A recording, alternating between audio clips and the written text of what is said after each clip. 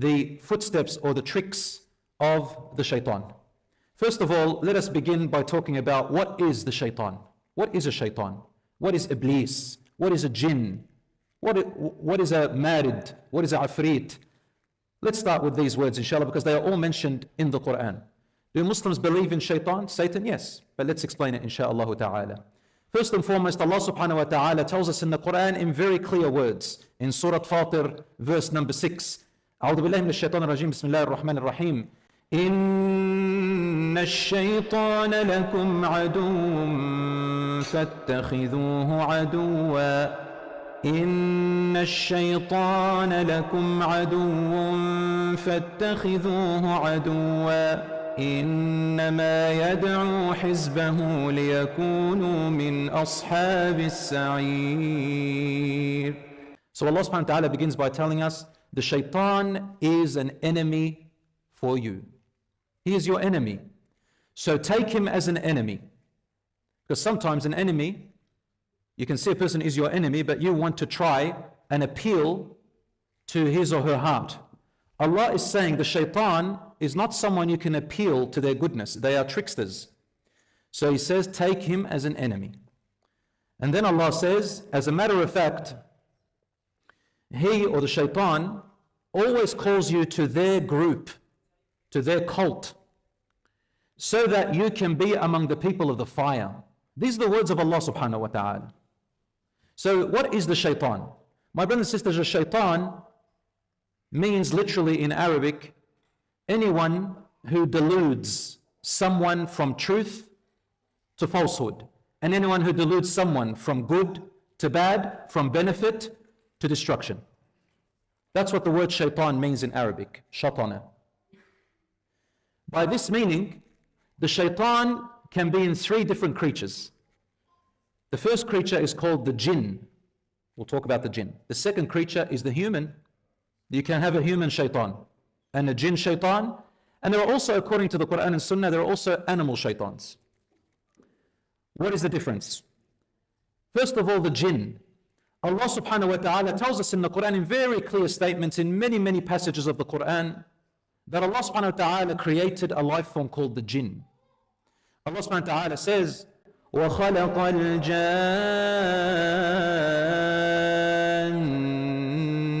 مِن مَّارِجٍ مِّن نَّارٍ. And He created the jinns, from a smokeless fire. And many other passages. There's even a whole surah called Surah Al-Jinn, the chapter of the jinn. قُلْ أُوحِيَ إِلَيَّ أَنَّهُ اسْتَمَعَ نَفَرٌ مِّنَ الْجِنِّ. Say, O Muhammad, that a group of jinns came towards me and listened to the Quran. And there's a long surah. A jinn is made out of a smokeless fire. So when you look at a fire, and it's made up of several layers. The top layer, which is the orangey one, produces the most smoke. And then you've got another layer, which is yellowish, and then the blue. The blue has absolutely no flame. No smoke. So somewhere in there, that's what the jinn, the Quran says, they are created from. And Allah tells us in the Quran that they can see us, but we can't see them. But Allah also says in the Quran, إِنَّ كَيْدَ الشَّيْطَانِ كَانَ ضَعِيفًا. The power of the shaitan is very weak. You should not be afraid of the shaitan. You should not give the shaitan more power than what they are given. The only time the shaitan overcomes you is when you reduce your power to lower than his power, which means that you give in and you start fearing him or her, or whatever the shaitan is. And in Surah Al-Jinn, what number is it? Chapter in Juz' Tabarak. Allah subhanahu wa ta'ala tells us about the jinns that they spoke among each other when they heard the message of the Muhammad sallallahu alaihi wasallam, and some of them believed, they became Muslim. They became Muslim. So jinns, there are believers and there are disbelievers and there are atheists and Christians and Jews and everything. And it seems like the jinns that were listening to the Prophet sallallahu alaihi wasallam were possibly Jews, because they mentioned Moses a lot. And they had converted to Islam listening to the Prophet sallallahu alaihi wasallam's Quran, and they spoke highly of it in Surah Al-Jinn. And in that surah, the jinns say something. They said, وَأَنَّهُ كَانَ رِجَالٌ مِّنَ الْإِنسِ يَعُوذُونَ بِرِجَالٍ مِّنَ الْجِنِّ فزادوهم رهقا. They said, and there were people from among the early Arabs, they used to go into deserts and open fields, and they have to stay there. So on their journey, on a travel, and they would get afraid of the jinns, of the stories they used to hear, and they used to get up and they would say, O jinns, we seek refuge in you, please don't harm us. Allah says that the jinns would reply to each other, فَزَادُوهُمْ رَهَقًا. When they found out the humans were afraid of them, they increased their horror and terror against them. They made them more terrified. So Allah tells us, don't be afraid of the jinn. And my brothers and sisters, the jinn therefore is a life form which Allah created before the human beings. How do we know? Well, there is a verse in the Quran, for example, there are several verses, but one verse talks about the story of the great leader of all the shaitans, whose name is Iblis. You all know the name Iblis, right? That's his actual name, and it's a description. There's only one shaitan called Iblis. All right, and then we call the rest of his children, because the Quran says that Iblis has a dhurriya, he has a whole tribe, he has children. And their children are called Abalisa, plural for Iblis, but they're all really shaitans. Iblis was a good person, and he had a role with the angels. And I think a lot of people, they misunderstand. They say, how is Iblis, how could he disobey Allah and be filled with pride and arrogance when he was an angel, when we know that angels don't disobey Allah? The answer to that, brothers and sisters, is that Iblis is not an angel. He has always been a jinn. But Allah subhanahu wa ta'ala lifted his rank at one stage because he was very righteous. However, inside of his heart there was something wrong. And Allah subhanahu wa ta'ala tests us in different ways in order for our hearts to reveal its truth. So we know ourselves, and Allah subhanahu wa ta'ala is fair. Only those who deserve his reward will get it. And Allah will test our hearts in different ways, brothers and sisters. So he tested Iblis's heart, who was of the jinns. And he created Adam. And when he created Adam alayhi salam, a new life form after him, it tells us first of all that the jinns existed before us. And then the human beings came after.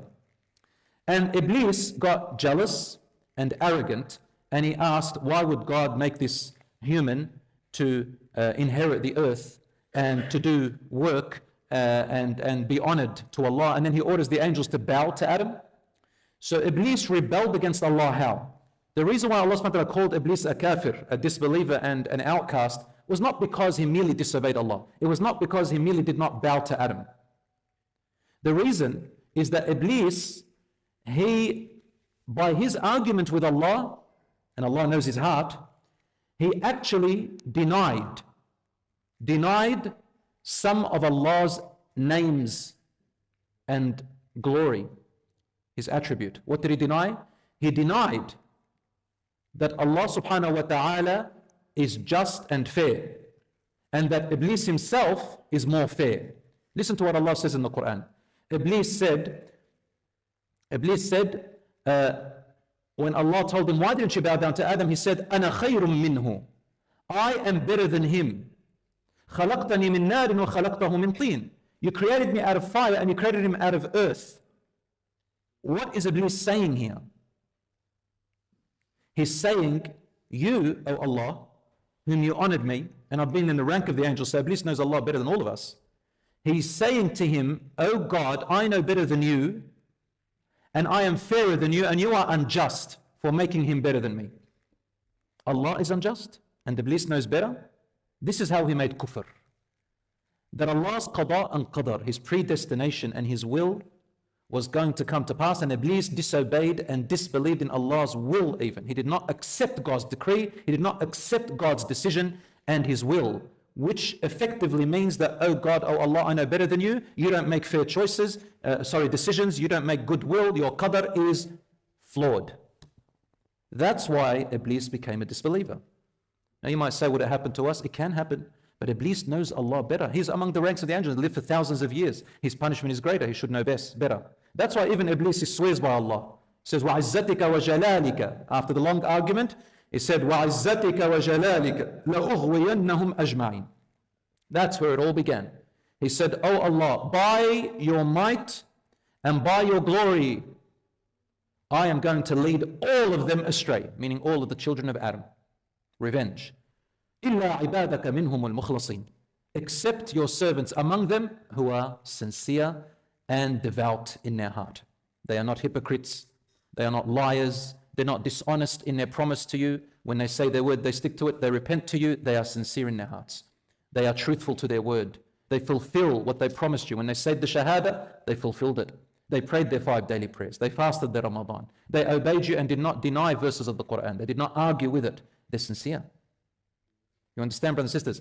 And Allah says, go ahead and you use all your tricks. Allah gave him ideas. He says, use all your tricks, Iblis. وأجلب عليهم بخيلك ورجلك وشاركهم في الأموال والأولاد وعدهم وما يعدهم الشيطان إلا غرورا. Allah said to him, go ahead and do all your tricks that you're thinking of. See, Allah knows exactly what Iblis is thinking. What is he thinking? He told him, go and try your best with my servants. And join with them in your tricks by deluding or associating yourself with their families, in their wealth, with their children, and give them false promises, if you like. You can give all your promises. And Allah then says to us, the shaitan never promises you in truth. He's always a deceiver. Now you might think, oh my God, he's unleashed against us. But Allah tells you, no, I gave you the Quran, I gave you the messengers, I gave you the prophets. I'm warning you, I'm telling you. He is your enemy. Now when you have a vice like that, an enemy like that, then it is easier to tell what is right from wrong, what is good from bad, what is righteous from unrighteous. A lot of people, they say to me, well, just do good. All right, well, how do you know what is good? The only way you know that is good, number one, it's instinctive, there's human nature. And secondly, we don't know all the good. You need to compare it to something else.